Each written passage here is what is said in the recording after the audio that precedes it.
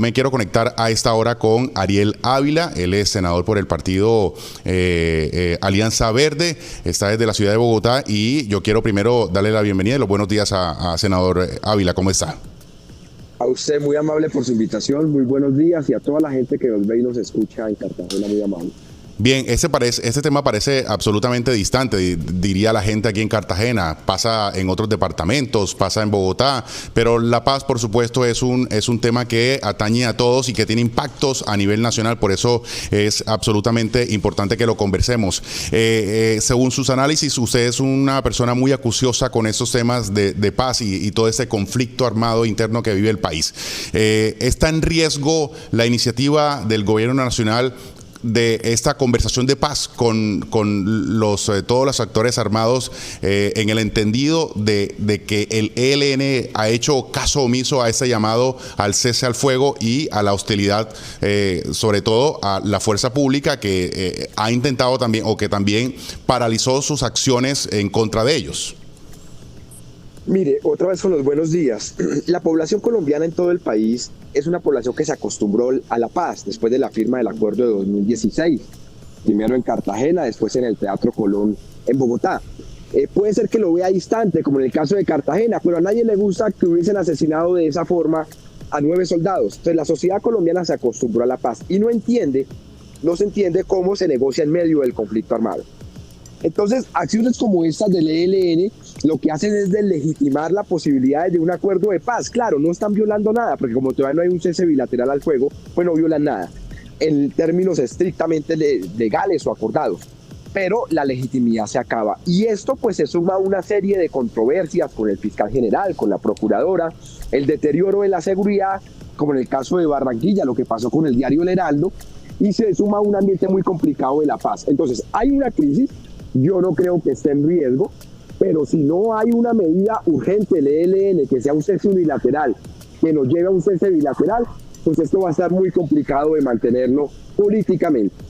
Sí, en las últimas horas también Oti Patiño, uno de los integrantes de los negociadores del gobierno nacional en estas cercanías o acercamientos con el ELN, ha dicho que se necesita que entonces el ELN deje de hostigar, acuda al cese al fuego como condición para volverse a sentar.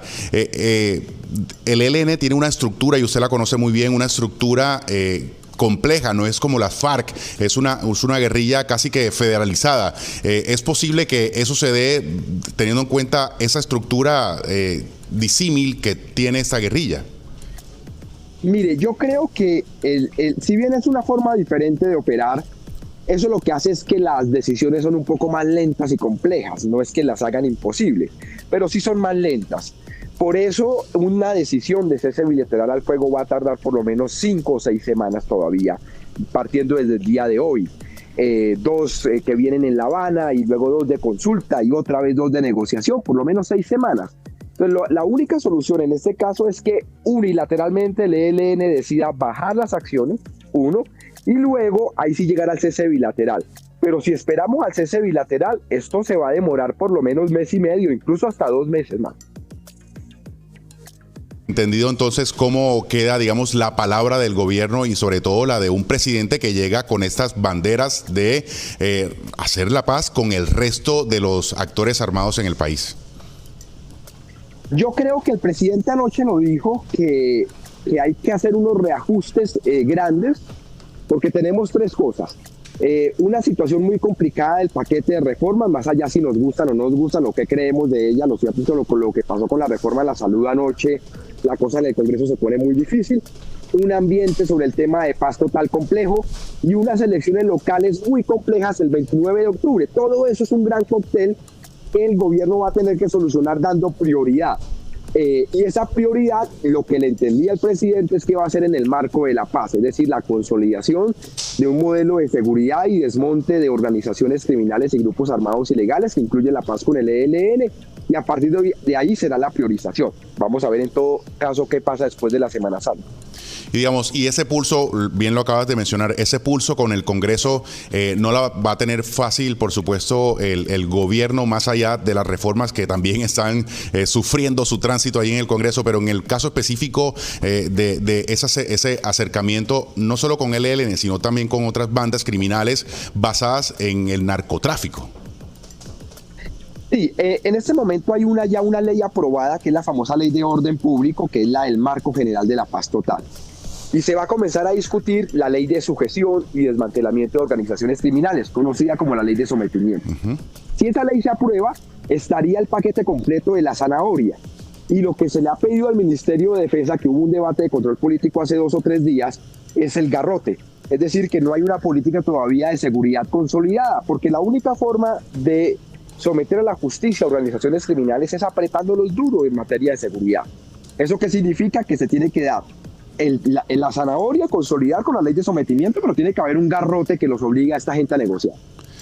Básicamente, Ariel, estamos llegando también a un lugar donde incluso el gobierno nacional pasado, el de Iván Duque, también tenía uno como de los puntos de partida, el cese al fuego por parte de estas organizaciones criminales para poder entrar a una conversación. El gobierno del presidente Petro dijo, vamos nosotros a tomar la iniciativa, pero viendo los últimos hechos, ha violado, digamos, esa iniciativa o ha faltado a esa iniciativa del gobierno nacional.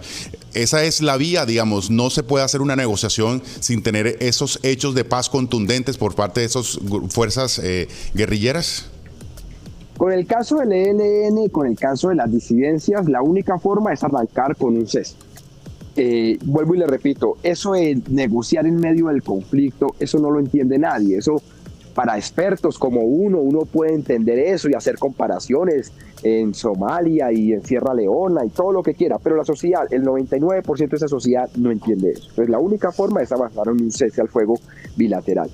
Frente al tema de organizaciones criminales, por el contrario, yo creo que los ceses al fuego son en un estado medio y un estado avanzado del proceso, porque es la primera vez que lo vamos a hacer de esta forma de desmantelamiento colectivo. Entonces, con el caso del ELN no hay otra forma, o se arranca cesando las acciones armadas, o esto va a ser muy difícil sostenerlo políticamente. Entonces, sin duda, fue un error por parte del gobierno del presidente Petro arrancar de forma unilateral.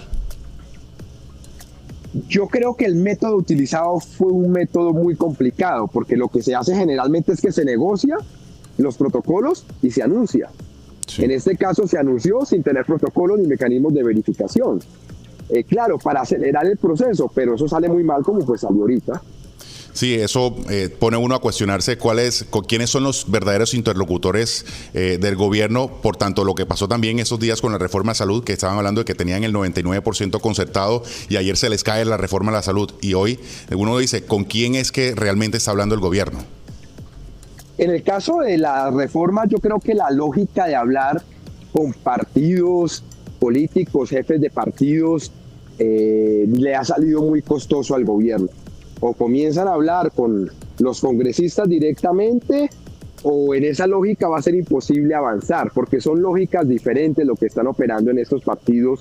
Y hay un problema en esto que la gente no se ha dado cuenta, y es que los partidos tradicionales están en crisis y quieren hacer llevar a que la coalición en el Senado sea la misma coalición en elecciones locales, y eso es muy complicado. Sí, sin duda. Ariel, no te quito más tiempo. Muchas gracias por darnos estas luces, tener una perspectiva mucho más amplia de lo que está sucediendo con la denominada paz total y los problemas que tiene actualmente esta iniciativa del gobierno. Un abrazo a toda Cartagena. A usted muchísimas gracias y aquí a su disposición siempre. Muy gentil, muy amable, Ariel. Que le vaya muy bien, senador.